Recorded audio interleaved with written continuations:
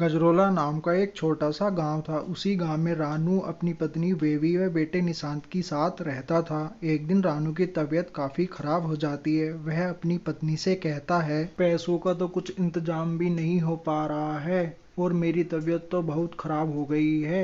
आज ही सुबह शहर से रीना बेटी का फोन आया था, पापा कॉलेज की फीस जमा होनी है, इस बार तो 20,000 रुपए होनी है और कुछ भी काम नहीं चल पा रहा है।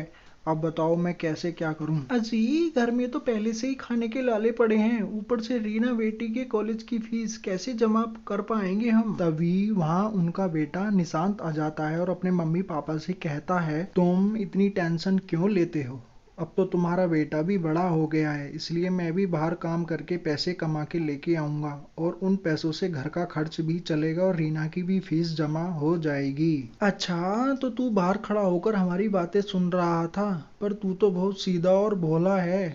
तू तो पहले कभी बाहर कहीं गया है नहीं, बाहर की दुनिया तो बहुत खराब है। बात तो तुम सही कह रही हो बेबी, पर काम भी तो करना पड़ेगा ना। कल से मैं चाचा की चाय की दुकान पर काम करूंगा। मैंने उनसे पहले ही बात कर ली थी। उन्होंने मुझसे कहा था कि जितना अच्छा मैं काम करूंगा उतने अच्छे तुम्हें पैसे भी दूंगा। अगले ही दिन निशांत चाचा की चाय की दुकान पर काम करने जाता है और चाय का काम शुरू कर देता है। आवाज लगाकर लोगों को अपनी चाय की दुकान पर बुलाने लगता है। इलायची वाली चाय, ताजा कड़क अदरक वाली चाय, मलाई वाली चाय, चाय गरम पीने वाला बेशरम, जल्दी जल्दी आओ भाइयों, मौसम है सुहाना, चाय पीते पीते है जाना। तभी वहाँ युवराज नाम का लड़का चाय की दुकान पे आता है। तुझे तो पहले यहाँ कभी नहीं देखा, यहाँ तो एक चाचा रहा करते थे ना। हाँ जी साहब, आपको उनके हाथ की चाय पीनी हो तो मैं उन्हीं को बुला देता हूँ। अरे नहीं, मैं तो बस बूझ ही रहा था,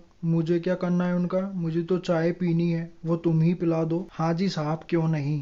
बढ़िया कड़क सी 3 कप चाय बना दे, मेरे दोस्त भी आते ही होंगे। तभी वहाँ युवराज के दोस्त अनी मनी आते हैं। अरे ये चाचा की चाय की दुकान पर कौन चिकना आ गया भाई साहब, इनसे कह दो मुझे ऐसा ना कहें। निशांत की यह बात अनी को बहुत बुरी लगती है। निशांत उन सबको चाय दे देता है। वह तीनों चाय को पीना शुरू कर देते हैं। अरे ये तूने क्या बकवास चाय बनाई है, तूने इसमें कुछ डाला भी है या नहीं, खाली गर्म पानी करके ही दे दिया और कहता है मौसम है सुहाना, चाय पीते पीते है जाना। अरे यार तुम दोनों किसी को भी परेशान करने लगते हो, चाय पियो और चलो यहाँ से, इससे पहले कि कोई बात बने और बिगड़े। अनी निशांत को गुस्से में कहता है, साले तुझे तो देखूंगा, चल निकल यहाँ से। वह रोज चाय की दुकान पर चाय का काम करने जाता। उसकी बनाई गई चाय की तारीफ बहुत बहुत दूर तक होने लगी थी। देखो ना पापा, एक दिन मैं अपनी खुद की चाय की दुकान खोलूंगा, अपना काम सही चल पड़ेगा, आपको किसी के यहाँ काम करने की कोई जरूरत नहीं पड़ेगी। अगले ही दिन निशांत खुशी खुशी दुकान पर जाता है और चाय का काम